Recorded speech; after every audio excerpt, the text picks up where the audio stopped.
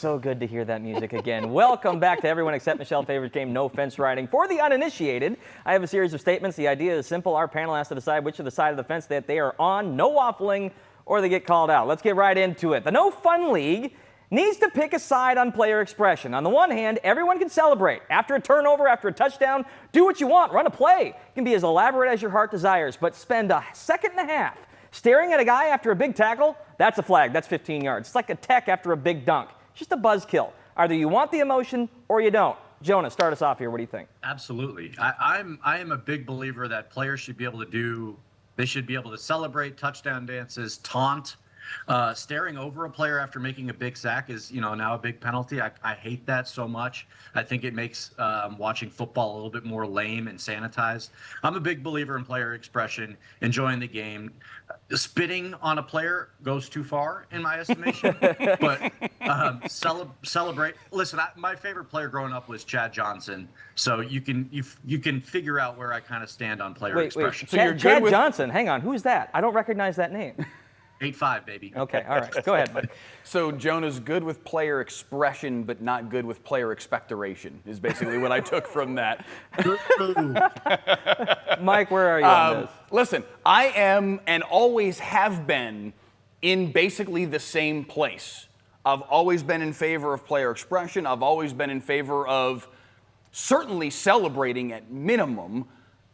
The taunting, I can understand wanting to at least draw a line there, but I'm still generally heavily in whichever side of the screen Jonah's on. I've been in your camp on this for a very long time.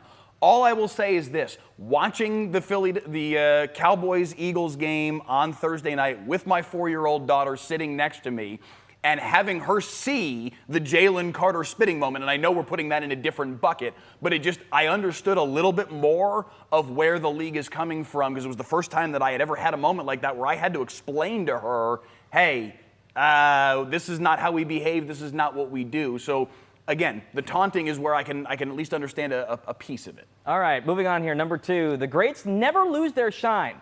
I get it. Belichick, Rodgers, Giants of the game have been taking it on the chin lately, digging for gold in odd spots, but if we spent more than 5 seconds looking at the majority of the busts in Canton, we'd see a ton of black marks on their ledger too. The idea that anything that happens on the field in the next year or so is some kind of referendum on either of them or any of these big guys that are in the waning stages of their career, it's insane and a little bit irresponsible. Does it help them if they struggle? No, but let's not pretend that their legacy is up for debate every play. Mike, what do you think? I feel like most of this is coming from the Packers fan, Aaron Rodgers fan, and I was throwing Belichick in there. I'm not dumping on him for the TCU loss, but no, I understand, and I'm not saying that you are, but I feel like that's where this emotion is coming from, right? I mean, it might be part of it, but Russell Wilson's running into it today too, so there's that. That's another good example of somebody that the shine has come off of a little bit.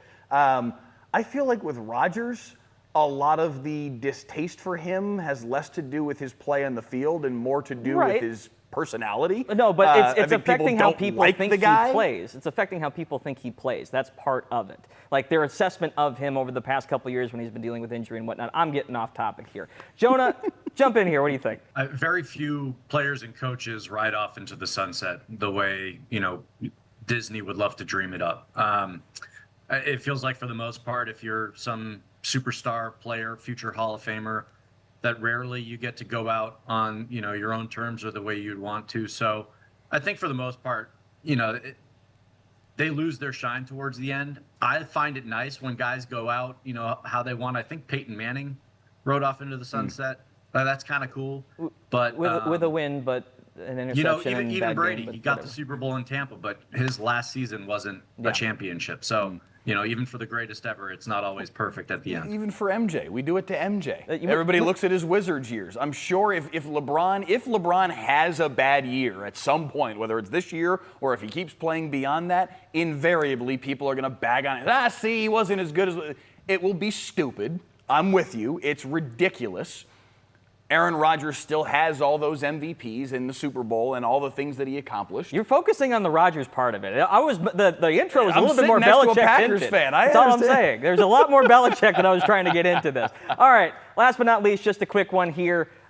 We all need a no-show job. That's all this is. Anyone disagree with this? Jonah, what do you think? Don't we all already kind of have one? Wait, hang on. What? What? Jonah should have been in here. That's part of it, right? He's making money staying at home. Jonah's got the no-show job today, working from Rockwall. I just want you all to know that if you need any landscaping or treescaping done, call me. Jonah, thank you so much for making the time. JJ2 LLC. Exactly. Thank you so much for making the time out of your very busy day to pop up on Zoom for us instead of coming to the studio. We really appreciate you.